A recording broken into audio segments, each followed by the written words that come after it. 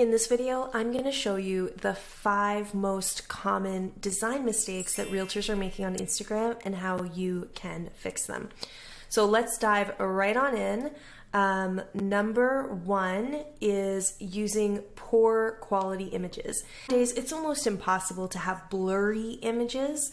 If you're taking them with most everybody is taking their photos with their smartphone, which means that most likely you're going to have a great image unless you were shaking the camera or something. Yes, make sure to stay away from blurry images. But number 2, I just snapped this photo of myself to show you an example of what we mean when we say high quality images. And it doesn't even have to be high quality, it's just quality. Like, what does that mean? It means that you're being very intentional with the editing of your photos so that when you pop them into your grid on Instagram or put them into your marketing materials, that they're gonna have the same look and feel every single time. So it's not just enough to snap a photo of your adorable kids with chocolate ice cream all over their face and saying, okay, I've snapped it, now I'm gonna post it to Instagram. If you add a little bit of intention behind that, you can actually create a fantastic photo using programs like Lightroom, which are absolutely free to download. And that's the program that I use, and I use the free version of Lightroom. And that's what I used here to edit this photo. This is unedited on the left, and then I brought it into Lightroom, and this took me literally 30 seconds because I've predefined my adjustments already in Lightroom. So with one click of a button, this is what happens. And then I have this bright white image that now I can share on my feed that will blend in seamlessly. So doing this is so important to have that cohesive, well-rounded, consistent look on your feed. That's number 1. So make sure that you're editing your photos with intention. Number 2, I see this all the time, too much text. Now, I've taken this from the Canva template library, and a lot of the times the Canva templates are very text and wordy for Instagram. And here's the thing. People are going on to Instagram to be entertained, to be educated, to be inspired.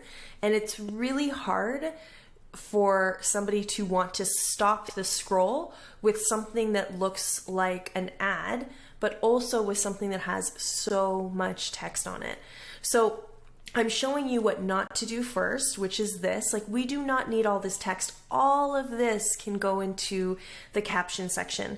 You want a beautiful image to be the focal point, and then after they've stopped the scroll, they're more interested in reading. But if they can barely see the picture, or you're just putting it off to the side, or it blatantly looks like an ad, most people are going to scroll on by. So we have to be intentional with our design.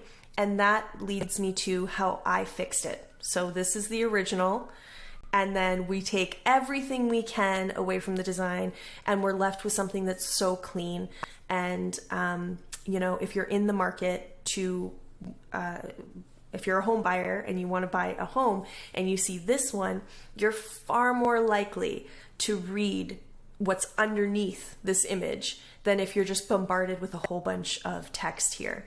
So this is it, very clean. You could even put just listed if you want, but we want to try to keep it as minimal as possible with the design. Think of your favorite advertisements. Think of the next time you're flipping through a magazine.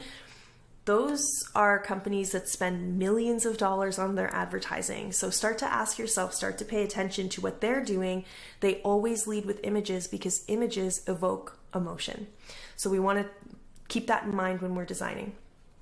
The next thing is inconsistent branding. So somehow branding goes right out the window when we're talking about Instagram design, and that's definitely not what you want to do, because if we think of Instagram as the first point of contact for your potential clients, you want to wow them with your marketing prowess. You want to make them feel like if they hire you, you've got a good handle, a good pulse on what good marketing is. So you want to be very mindful of your branding elements. So that means choosing colors and sticking to them, choosing fonts and sticking to them, choosing to an overall tone and look and sticking to it. If you need some guidance and help here, please feel free to head over to instastylequiz.com to take my 3-minute quiz, and it's going to put you into one of the 4th Street 6, which are 6 brand styles for real estate. And it'll just give you a whole bunch of clarity around your brand and guide you through what your brand style is and how to use it effectively, especially on Instagram. So here we have a mix match of images. I have no idea what this brand is about. I don't know visually what they're trying to say here. I see this all the time on Instagram with realtors. There's a mismatch of content and there's no overarching story. So what I want you to start thinking is, what's the bigger picture?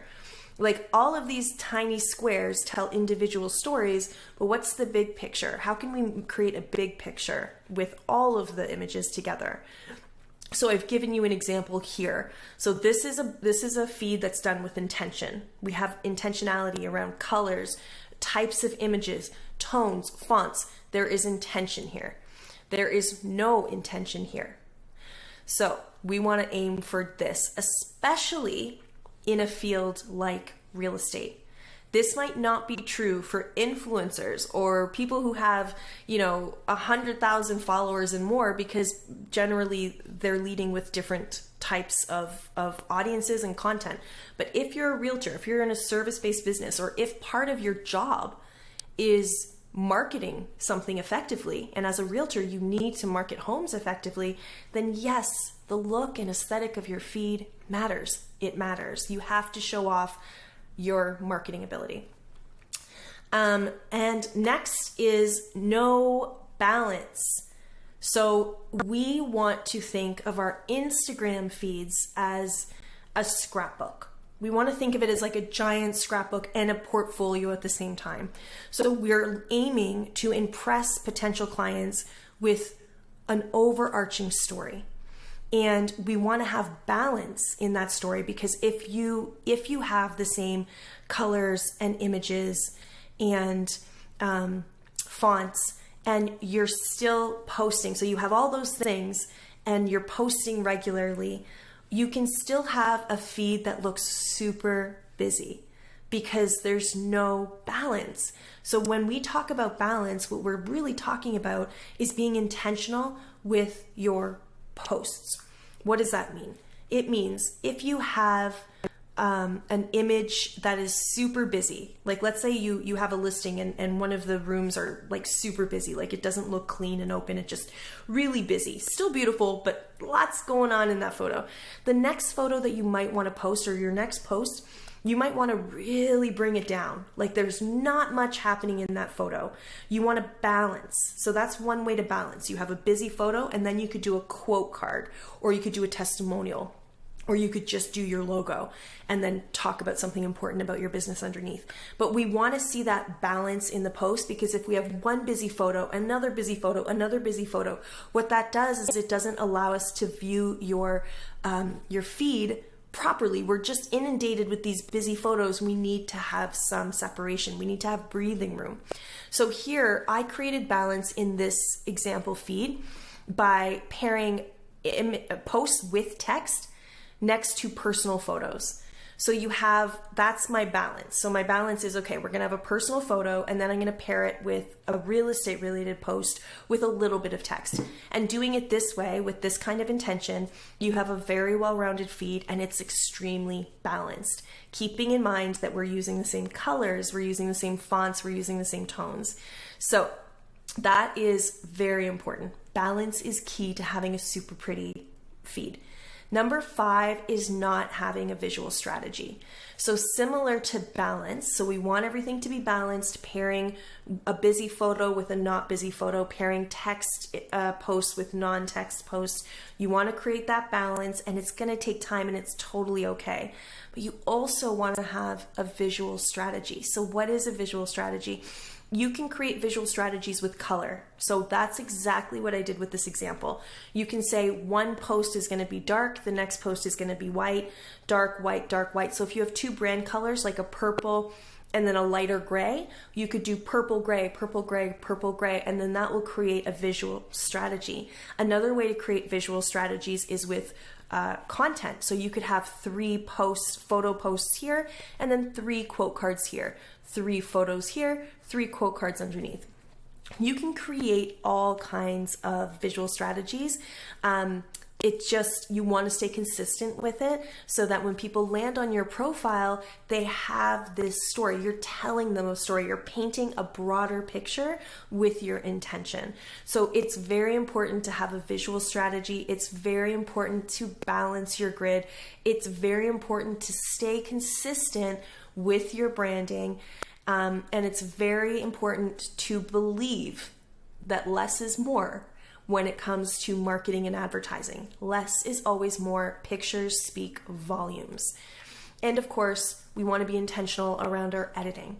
So download an editing program. My favorite is Lightroom. Start to get familiar with it, play around with it, and then you will start to see how easy it is to snap photos of your kids, to snap photos of your hobbies, of your personal life, and tweak them ever so slightly and bring them into your feed, and it just creates this well-balanced feed that is completely cohesive and on brand. And that is the key here. We want to create a brand that people love, that people are familiar with, that they recognize, and we definitely want to create a feed that people want to follow. So these are the visual tricks that you can use to help facilitate that. If you liked this video, hit like, make sure to subscribe so you're always informed as to when new videos come out. And of course, I would love to hear from you in the comments.